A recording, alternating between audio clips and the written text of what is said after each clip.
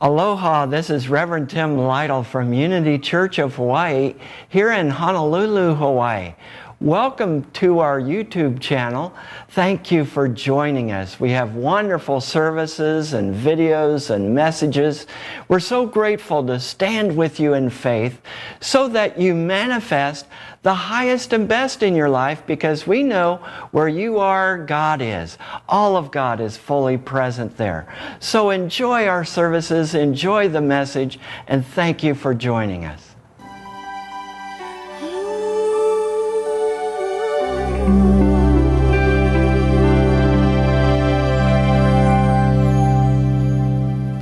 And we're here to look today at wisdom. What is mine to do? What is yours to do? Wisdom is the power of this month. It's also called discernment and judgment. Sometimes that word judgment gets a bad rap, like don't be judgmental. But we're making judgments all the time. Like I made a judgment about what would be good for me to eat this morning, or I made a judgment about what do I wear today, or I made a judgment about how do I change up the second message from the first message, or, I'm making judgments all the time. We're judgment-making machines. Now, that doesn't mean that we need to be judgmental of others or putting others down, but we use the power of wisdom to discern what is ours to do.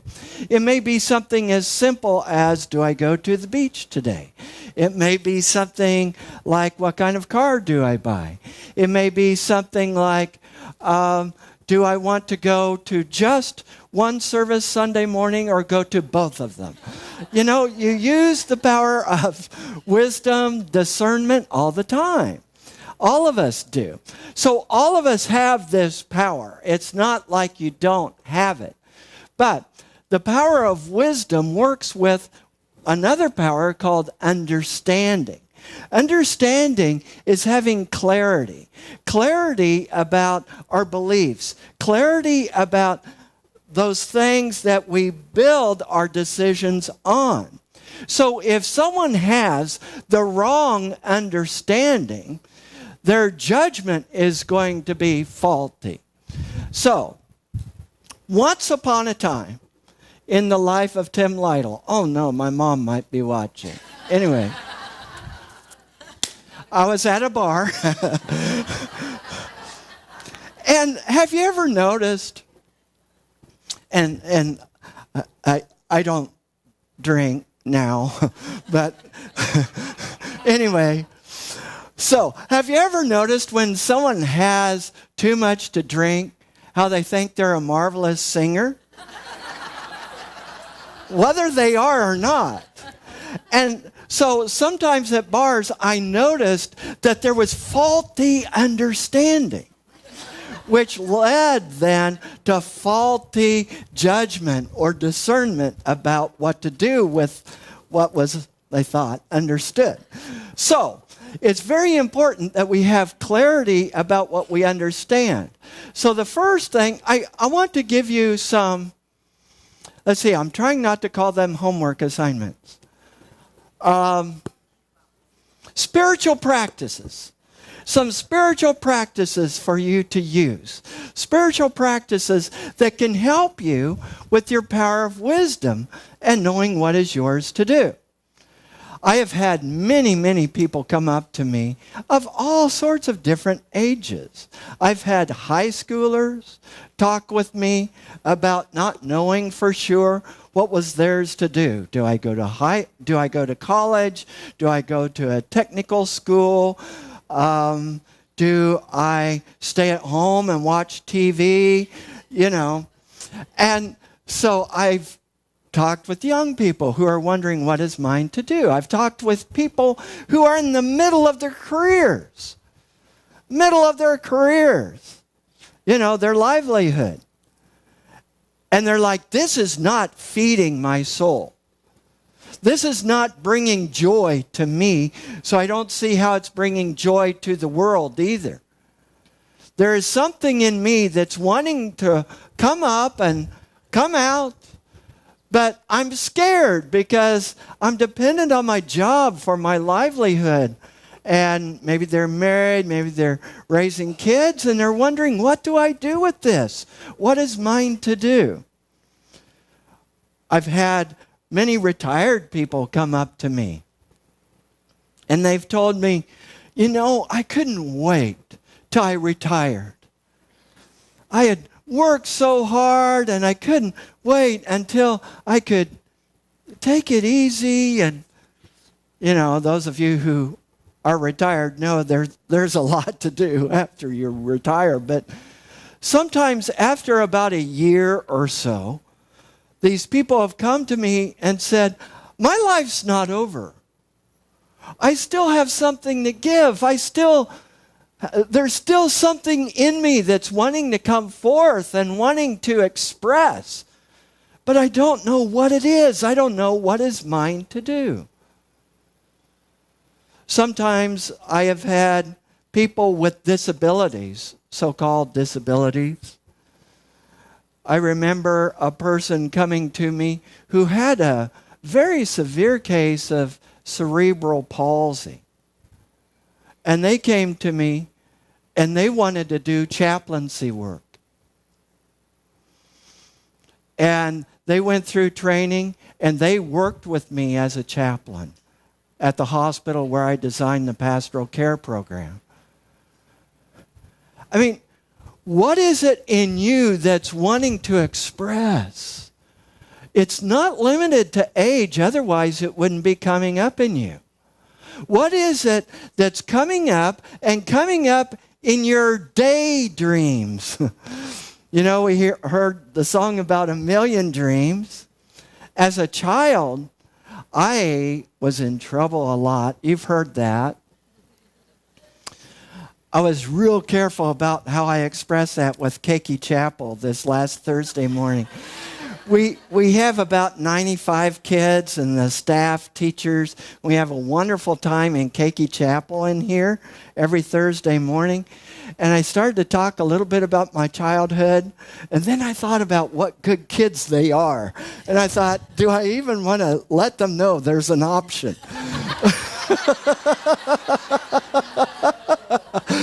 Furthermore, do their parents want them to know? But as a child, among other things, one of the things I was criticized for, Timmy, wake up out of your daydream. Sorry, did I hurt you? They didn't care if they hurt me. Wake up out of your daydream. Why are you daydreaming all the time? And I got to thinking about the things I used to daydream about. I was a kid that had lots of issues, but I daydreamed about talking in front of groups of people about things that matter. I daydreamed about working with people one-on-one and somehow helping them to experience more fullness of life, because heaven knew I was having a hard time and I could have compassion for what they were going through. I would daydream about doing amazing things, and I was criticized for it. Yeah, I needed to focus on my lessons. I get it. But let's not squash those dreams. Those dreams are holy ground. They are sacred.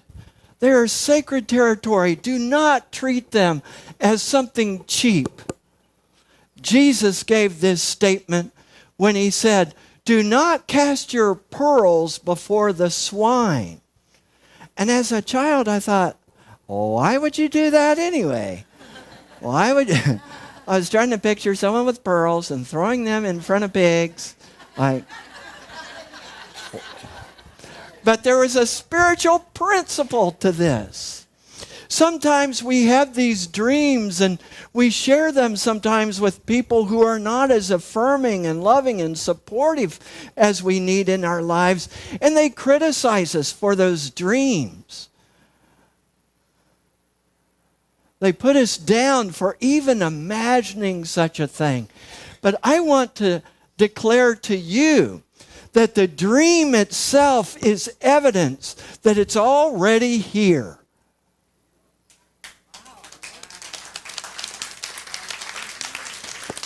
The dream is that presence of God in you. Jesus said the kingdom of heaven is within you. That dream that is in there is that presence of God seeking to express as you. I remember when I was in seminary and even before, and then for years, imagining things that could be done in ministry.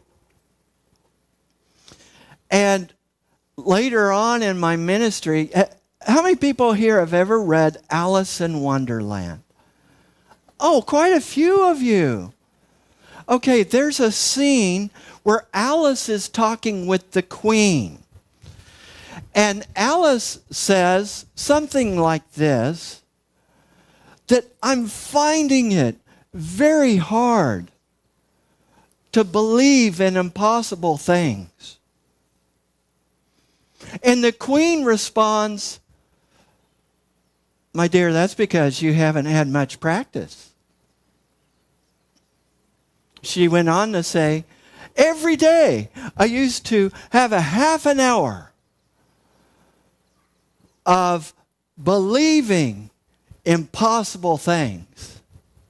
I would sometimes have as many as 6 impossible things to believe by breakfast. So I began a spiritual practice at one point in my life of writing down 6 impossible things before I had breakfast. And sometimes I didn't have stationery handy, and I'd just grab an envelope. And it was a process. It was an ongoing process, like journaling or meditation, and it was a form of meditation. But I would take a deep breath, and I would sit on my back porch, and I just let whatever wanted to come up, not holding back, not saying, oh, that's impossible, or that's out of reach, or something like that. I would just write it down. I would write some crazy things, like I envision speaking to people from lots of different countries. Hi.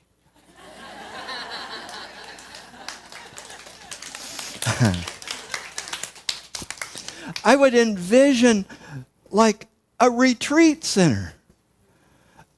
And I was thinking, well, not Wichita. No, I love you, Wichita. I love you. I love you. I miss you. But I was envisioning some beautiful place where people would like to travel. Some place where we could have educational classes, retreat experiences. Some place where there would be a wellness center to work on physical needs. Some place where there would be a counseling center to work on emotional needs. Somewhere where there would be multiple teachers who could present on different spiritual topics and topics that would help people in their lives. Are you catching that dream? You getting my drift? So I would write these things down. I would write 6 impossible things. And the more I would write them down, the more I would see them, the more I would envision them, the more I would dwell on them, the more I realized it was not impossible. I began to realize, what's impossible about this? Who's to say this couldn't happen? Do I believe in a limited God? No. Do I believe that these dreams are the expression of God in me? Yes. So the dream itself became evidence that the thing was already here in incipiency, that it was for me to bring it forth, that if it comes to you, it's yours to do, that we're not here to be mediocre. So, not that, well, okay.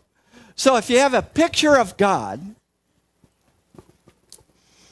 and you have the definition of mediocre, those probably don't go together. And since there's only one presence and one power, and that power and presence is expressing as each and every one of us, then what makes us think that we are here to be mediocre? Where did that come from? Now, I bless all the teachers that I had, and I bless all teachers. I have a brother who is a teacher. But the way he practiced being a teacher was to bring out the highest and best in each child. Not to try to squash them and put them into a particular cookie-cutter mold. We're not here to all be the same. That's why we don't look the same, we don't act the same. We're all different. The reason is we are expressing the presence, the colorful, unique presence of God uniquely as each and every one of us. And what I'm doing here is a treatment. So it's up to you what to do with it. But I would encourage you to do that, to write down 6 impossible things before breakfast. Do that every day this week. I offered that as something to do at Unity of Wichita. And sometimes I have this inner critic. Sometimes. Anyway. Sometimes it's more quiet than other times. But this inner critic, after I gave that message, said, "Really? You think that's going to help anybody? Furthermore, you think anybody's going to do it? They want you to entertain. They want you to spoon feed them. They're not going to do the work. You know, they're paying you to do their work." Yeah, that was the cynical voice in me. Pardon the cynical voice. I thought, no. You just shut up a minute. Let's wait and see if any of those seeds sprout. It's planting seed. It's up to each individual. What we do with the seed, it's up to us. So, in our congregation, there was a man who was out of a job. He was desperate. He was going through a difficult time. And I gave this as an exercise.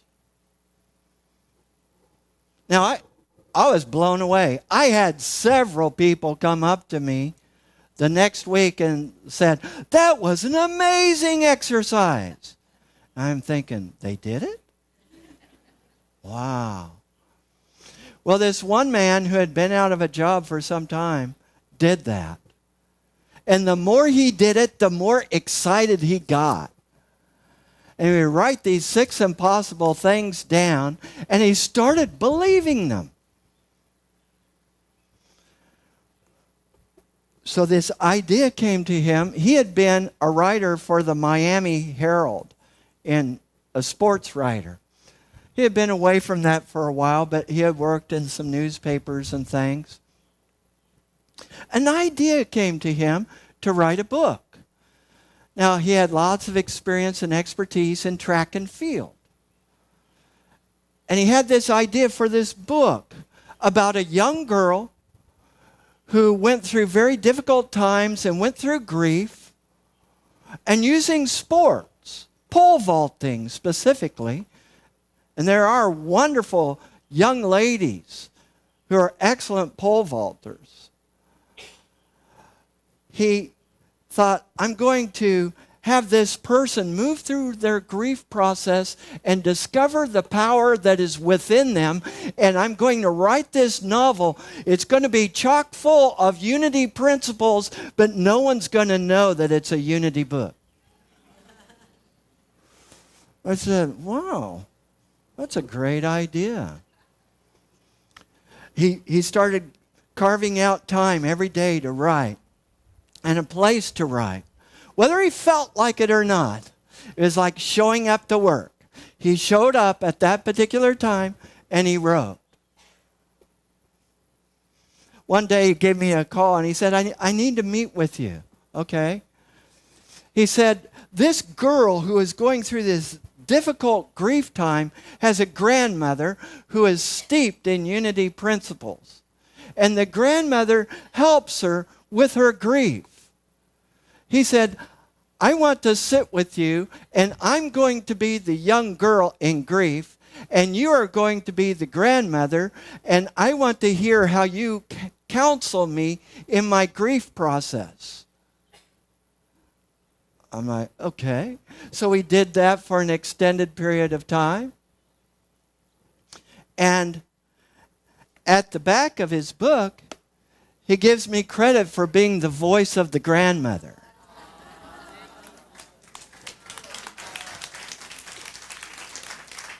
Thanks, Grant. It's entitled Maggie Vaults Over the Moon. And so lots of young people and young athletes have been drawn to this book, as well as other adults, because it's a story of hope in the midst of difficulty and grief. He did it. As I was looking at books this week, I picked up Faith Rivera's book, The World is Waiting for You, which has some of her songs and a CD, and it has writings from other people. And one of them is Howard Thurman.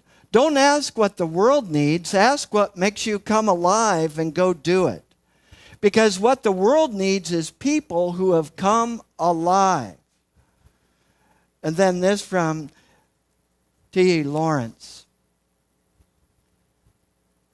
All people dream, but not equally. Those who dream by night in the dusty recesses of their mind wake in the morning to find that it was vanity. But the dreamers of the day are dangerous people. For they dreamed their dreams with open eyes and make them come true.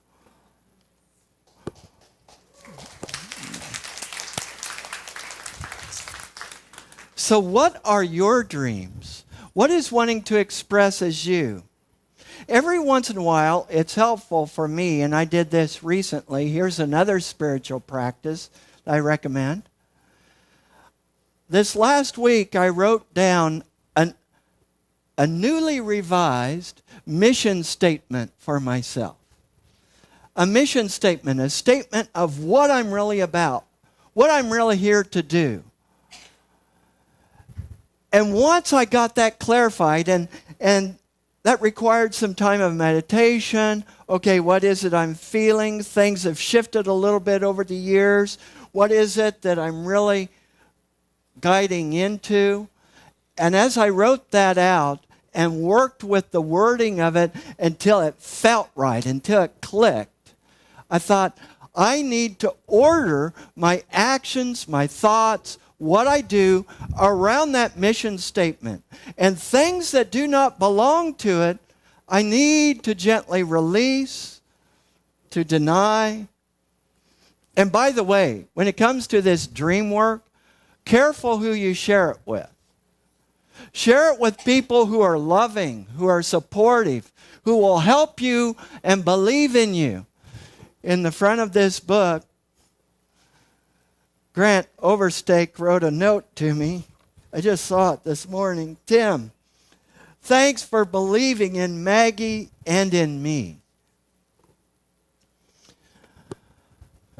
Find people who believe in you and believe in your dream and want to support you. Don't share it with the people who squash the dreams, whom I call the Antichrist. That's a little strong, eh?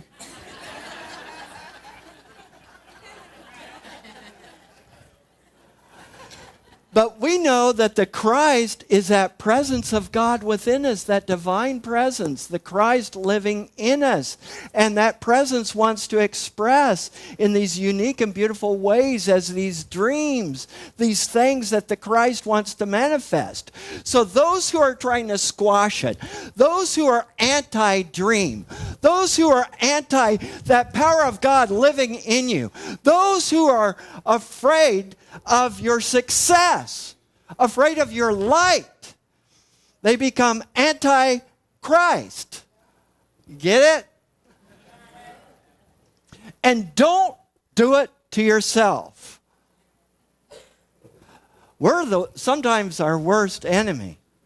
Don't do it to yourself. Allow that dream to germinate, to come forth, to express. Because you are here for magnificence. And as we work this path, we are the power of wisdom to discern what is ours to do. And the way we know it is by the dream that is in us, by what helps us to experience joy and life in the world, by what helps to touch other people's lives. Do that, and you are successful. Mahalo. Thank you.